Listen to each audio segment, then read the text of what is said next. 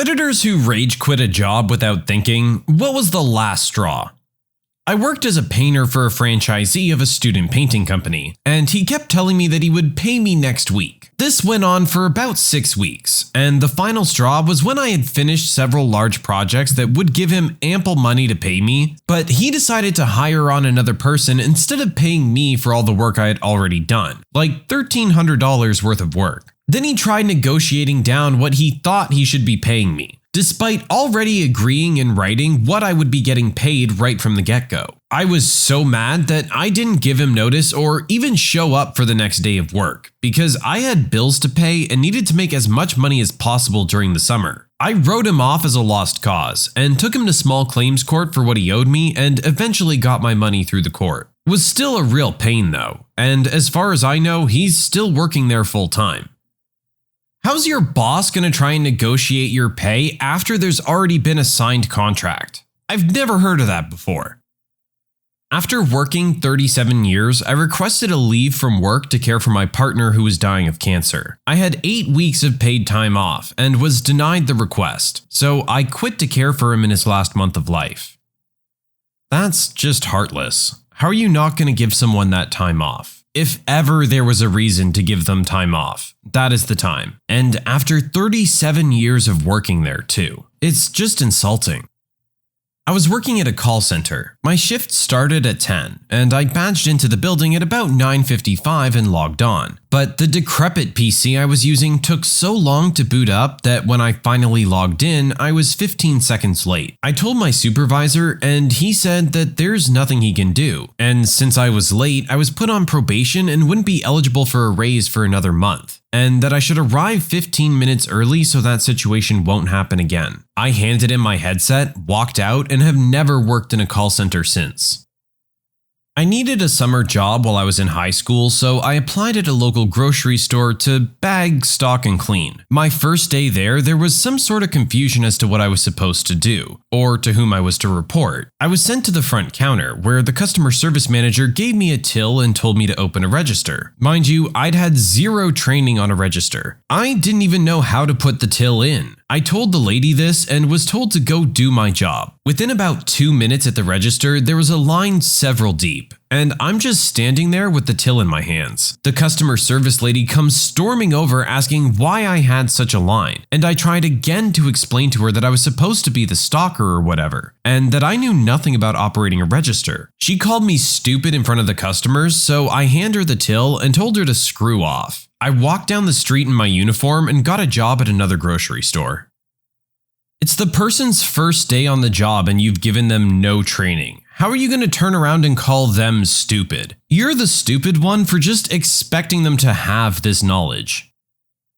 I rage quit, or more like quietly abandoned a job in high school at a big warehouse clothing shop because I was hired to work stock items and the manager decided to put me behind the register and otherwise on the floor. I stocked items for about a month before this suddenly happened. What used to be unpacking boxes and putting stuff on shelves became walking around, constantly picking up clothes from the floor, and one day the register. It was a busy day, and our recently hired employees were like 14. So they weren't legally able to operate the register. So the manager decided to put me on. I was 16. I was shown how to do a basic transaction exactly one time, and then left with a long line of customers. I did not know what I was doing, and did maybe 20 transactions on people's credit cards that I'm sure were wrong. When lunch break came, I went to see a buddy that worked in a Blockbuster in the same mall. I decided to never come back, but then I realized I left my jacket in the break room. I had to come back after a 3-hour lunch and pretend that I just lost track of time in order to get access to the break room. Then I quietly snuck out again.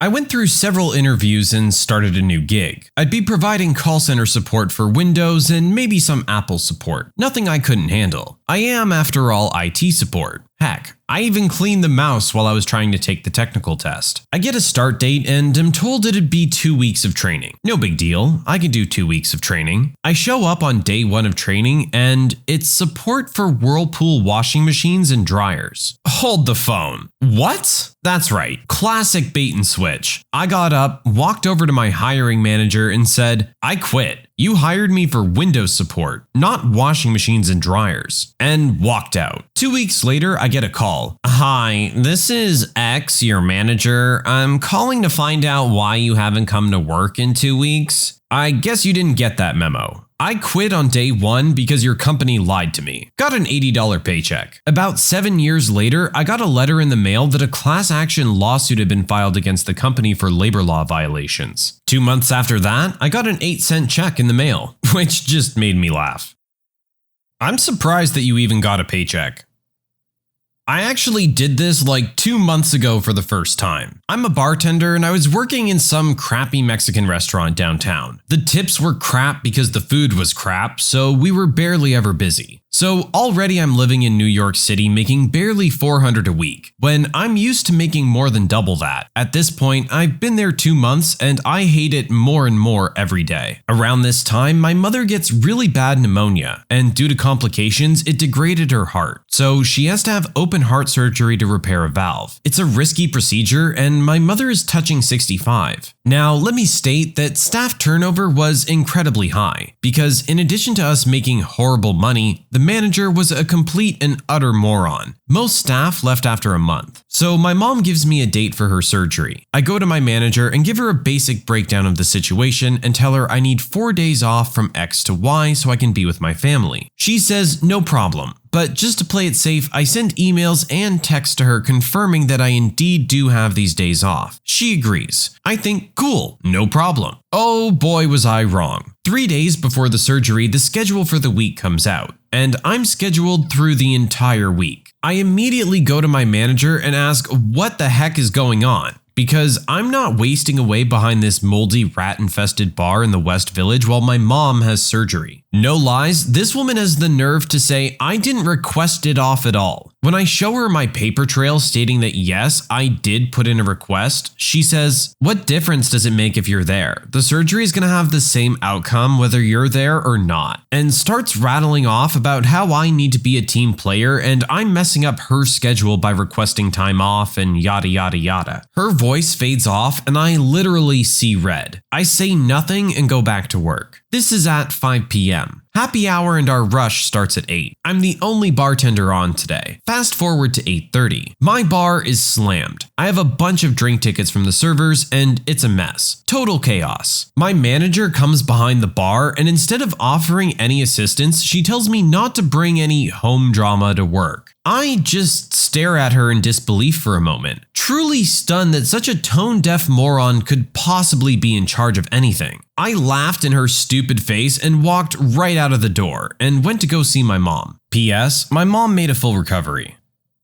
I was 21 working at UPS, was a truck loader the first year, became the fastest worker in the warehouse just because I like working quickly. Only wanted to become a supervisor because my manager was really easy to work with and always wanted to help with solutions to problems. Once they promoted me to supervisor, they transferred my manager to a different warehouse and didn't say why. Worked as a supervisor for a year, and once peak season arrived, mid-November, early January, things were getting crazy, and my manager was just a yes man to his boss. Never helped solve issues, just said figure it out or get it done. Well, in November, my best friend and I had won a World Series of Beer Pong satellite tourney to get a free entry and stay at the Flamingo in Vegas for the tournament worth $600. The tournament was from January 1st to 5th. Well, peak season is nearly impossible to get time off, and I looked at this tournament as a once-in-a-lifetime opportunity with my best friend. Things were just getting so crazy, and they weren't approving any vacation requests. I wasn't getting assistance from my boss with the workload, so I just said screw it, I'm out. Come to find out, my manager, his boss, and 4 other managers got fired for changing time cards to make their production numbers look better. Which I found out is why they shipped my cool manager away, because he wouldn't participate in the dirty deeds. My best friend and I placed 46th out of 500 teams. It's one of the best memories I have to this day. No regrets. I used to work as a housekeeper at a really shady hotel. Wasn't the best job in the world, but the pay actually wasn't that bad. The owner and his wife were horrible to everyone. especially the housekeepers. I eventually worked my way to being the head housekeeper, but they kept referring to me as a maid. I don't know why that bothered me so much, but it did. Anyway, the rodeo was in town and we were really busy. I had every single room to clean, and none of my other housekeepers were showing up for work. So I asked my boss where they were, and he said he gave them the day off. They're young and have stuff to do. They were all high schoolers and I was 19 at the time. It was summer, so he decided he wanted them to go out and have fun and leave the 65 rooms to me. I was already mad at that, but then it got worse. I get to about my 15th room and I'm already exhausted. I just want to get one more done so I can take a break. I knock on the door and there's no answer. So I let myself in to see a man standing naked in the doorway. I apologize and try to leave when he calls me back. He said he wanted me to clean the room. I told him I couldn't while he was still there, and certainly not while he was naked. He said I had to do it. He was a guest. I go to my boss and explain why I wasn't cleaning that room. He told me I had to do what the customer said. If he wanted to be naked and in the room while I cleaned, then that's what had to happen. I threw my cleaning rag at him, told him to screw off, and left the rest of the rooms to him. I worked as a stock boy in the back of Hollister, clothing retail for those unaware. Never really had any interaction with customers, but was still forced to buy their clothes to wear to work. They had all these rules about hairstyles, fingernails, and facial hair. One night, I came in to start a shift at 2:30 a.m. to do a floor change, so middle of the night, and the shift would end around the time the store opened up. I had the slightest bit of stubble on my face, like a day and a half's worth of stubble. My manager at 4 a.m. told me she had a problem with my facial hair, and that when the mall opened up, I better go buy a razor and shave before anyone saw me like that, or she'd have to send me home for the night. I basically said, well, lucky for me, I was planning on quitting anyways. Good luck with the floor change, and walked out. Went and got a biscuit breakfast, went home and got in bed. I understand that there's rules and etiquette that you have to follow at any given job, but there also needs to be some leeway given by the managers in reasonable situations. I think this would qualify. The boss not doing payroll before leaving on a business trip and leaving it to the poor office manager to tell people they weren't going to get paid on time. I walked out of a staff meeting saying I'd be back when the paychecks arrived. By the time I got home, I was mad enough to call my ops manager back and quit. Why didn't the boss do payroll? The stated answer was printer toner cartridge at home was empty. Guess he'd never heard of writing checks with a pen. Yeah, my printer ink is low, so y'all don't get paid. Okay, bye. That's such a jerk move. Earlier in my career in residential HVAC, I thought it'd be a good idea to branch out a little, to add some tools to my tool bag, so to speak. So I took a position as a lead installer at a smaller company. It wasn't particularly bad, it just wasn't in my wheelhouse, and I grew to dislike installing and tried to shift back over to the service department. My manager knew I wanted to transfer, but wouldn't let me despite my prior experience, and instead hired another tech. Now, part of the reason I didn't want to do install anymore was because of the salesmen. They were idiots. The concept of a tape measure was completely lost on them, and there were times they'd overpromise at the expense of me and my assistant. One day in particular, the residential salesman had us install the wrong type of evaporator coil, that's the thing that makes cold happen, in an attic without taking any proper measurements beforehand. It didn't fit between the joists, and when I asked for someone to come help, I was told to use your imagination. We managed to get it done, sort of, but at 5:30 it literally fell apart. I was apologetic, called the salesman and unloaded on him. We hacked it together just enough and we left. The next day at the shop, the salesman tried talking to me and I quit on the spot. He said that we had a meeting with a Lennox rep and to reconsider and please just think about it. He must have thought I'd agreed because when I went to turn in my timesheet in the meeting room, he began to introduce me as the lead installer and service tech when it's slow. So I look at him and reply, "Psh, I was," and walked out. I feel like this kind of thing probably happens a lot in this kind of industry, where the salesman is just trying to make a sale and they'll kick up the price as much as they possibly can because they're getting a commission off it, not really thinking or caring whether or not the installer can actually do the job. My first job at aircraft maintenance was for a grumpy old dirtbag. I was a completely green apprentice fresh out of school, and the old guy had no understanding of what his obligations were when taking on an apprentice, and expected me to just know everything already. He'd send me to do jobs unsupervised, wouldn't provide any instruction or guidance, then get upset if I messed something up. He chewed me out for taking too long to do stuff. He'd occasionally call me into his office and quiz me on random crap, then belittled me for not having all the answers, telling me he was going to phone up his buddies at the college and tell them how disappointed he was with the quality of their graduates. The guy was a total hypocrite too. He didn't have current manuals for any of the aircraft, didn't properly track parts and hardware, he literally had a room full of spare parts with no history, and took all kinds of shortcuts. One time during a windscreen replacement, rather than measuring out the hardener for a sealant, he eyeballed it. It was supposed to set up in a couple hours, but it hadn't hardened after 3 days, so he made me paint over it. We were supposed to cut open and inspect every oil filter we replaced, looking for metal that would indicate a failing engine. He'd store all the old oil filters on a giant workbench without labeling them, and after a year or two, go inspect them all at once. If any had metal, there was no way of knowing which aircraft it came from. He got away with being bad at his job because the Transport Canada inspector responsible for audits in that area was a friend of his. And he'd boast about how audits consisted of them talking over donuts in the break room for 3 days. Anyway, it was the last day of my probation, and he called me into his office to tell me he had a very difficult decision about whether to keep me on. I told him I'd make it easy for him and quit on the spot. As a former aircraft maintenance mechanic, this literally made me wince. I honestly didn't think in this day and age, with the amount of regulation and monitoring, places like that could still exist. I hope that dude gets what he deserves, cause he'll kill people.